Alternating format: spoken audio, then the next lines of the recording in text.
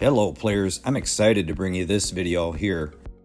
What you're about to see is a systematic approach to pocketing these shots. To get started, set up 5 paper reinforcements on the left side of the table straight out from the second and third diamonds, in line with the first diamond on the short rail. Also, set up 5 paper reinforcements on the right side of the table straight out from the first and second diamonds.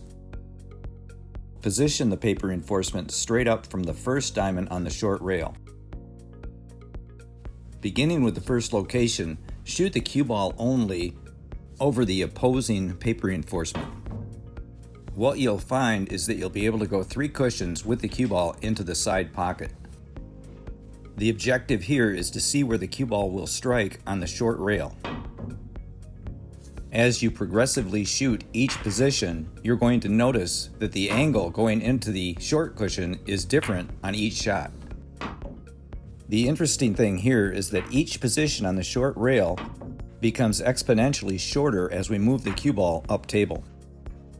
Next, place 5 balls on the paper reinforcements, and beginning with the first ball, shoot straight into the side cushion. You're going to want to shoot a stop shot here and apply a 0 side spin to your cue ball. Any unwanted side spin here will transfer spin to your object ball, thus changing the angle off the first cushion, which will make you miss the shot. Additionally, you're going to notice that speed will affect these shots as well. The harder the hit, the longer the object ball will run after making contact with the third cushion. As you progress up table with the cue ball, you'll begin to find the limitation of this shot. So the ultimate goal here is to acclimate our eye to the angle into the short rail. I've left the red ball in the corner pocket on this last shot, and notice how it gets in the way because we've had to come so close to the corner pocket to make this 3-railer. As I attempted this last angle, it took me several attempts before I finally made it into the side pocket. What I discovered is that I needed to hit the shot very slowly. This in turn shortened the angle off the third cushion.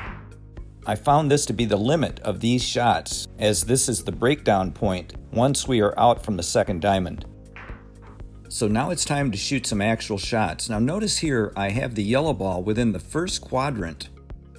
You may have noticed that I did not include this angle from the first part of this video, so pay close attention to where the yellow hits on the short cushion. And here's the secret. When our object ball is within the first quadrant, we will need to bank within the first quadrant on the short rail. So now I've moved up to the second quadrant, and once again, we're looking at the angle into the short rail. And just like the previous shot, pay close attention to where the object ball hits the short rail. And here's another secret. When the object ball is within the second quadrant, we will need to bank near center on the short rail. So now you'll see that I'm above the second quadrant. And check out how I'm measuring up the angle by looking at the angle in, angle out to calculate my contact point on the short rail near the corner pocket. And once again, here's another secret. When our object ball is just in the third quadrant, we will need to bank within the first diamond and the corner pocket of the short rail. By applying this systematic approach to learning these 3-rail shots, I assure you that you'll become more proficient at pulling these shots off. I need to ask everyone a favor at this point in the video. Would you please share this with other players? It really helps my channel, and that's my reward from you. And also, please leave some questions and comments, if you have any, in the comments section below, as I'll answer every one. And don't forget to hit that like, because that helps with the algorithm. And like I always do at the end of my videos, I'll leave you with another informative tutorial. So check out this one right here, and until next time, like I always say, keep on practicing.